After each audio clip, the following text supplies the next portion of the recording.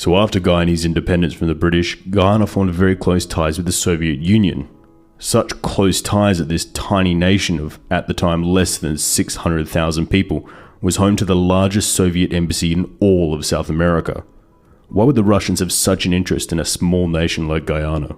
In the 1970s in particular, as many parts of the developing world, then called the Third World, were evincing socialist, third world, non-aligned kind of tendencies, there were great alliances developed with the communist world, Cuba, Russia, then parts of the communist world generally. So that explains part of the historical backdrop. But Russia also was interested in Guyana because United States was an enemy. Keep in mind that this is the period of the Cold War. So a friend of my enemy is my friend.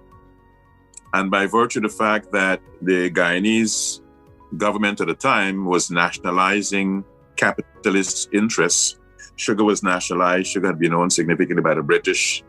Bauxite was nationalized, owned significantly by the Canadians.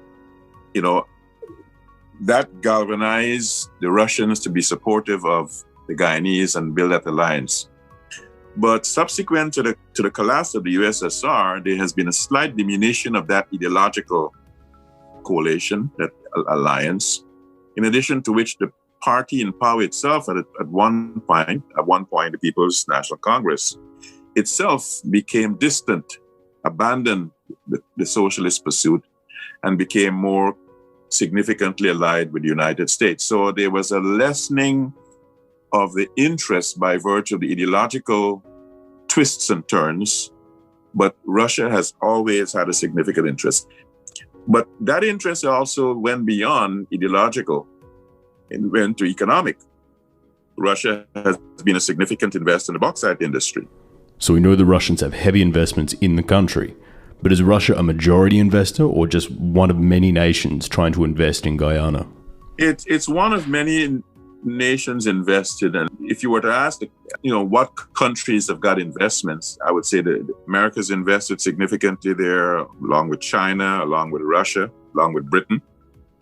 And if you were to take only the oil sector, significant to which has been American, but the general reference to ExxonMobil is a reference that ignores the reality that significant oil find in 2015 May, where you hear the name ExxonMobil, it's not only been ExxonMobil.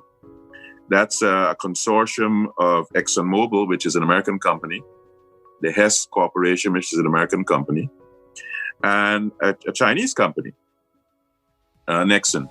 So the Chinese are significantly invested not only in the oil sector, but also in the timber industry. Merchandising, as you know, the Chinese love to get into the merchandising business. They're in there.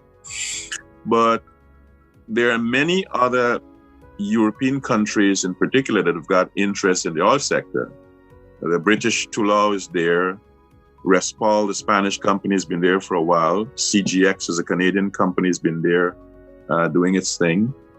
So there are a number of other countries other than America and Russia that are there staking their economic interests and trying to maximize the opportunities for what is virgin territory insofar as the oil is concerned. So there are a number of players around the world that are part of the economic landscape of Guyana.